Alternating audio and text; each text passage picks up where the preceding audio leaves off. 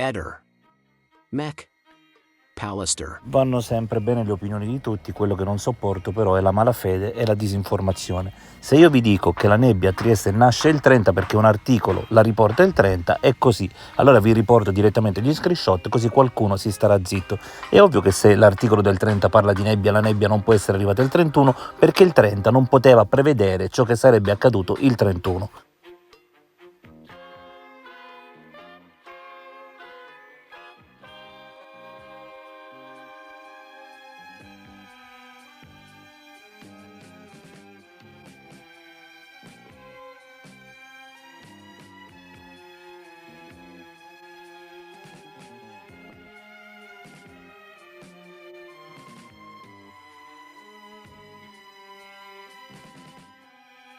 Ehi, non dimenticare di iscriverti a questo canale.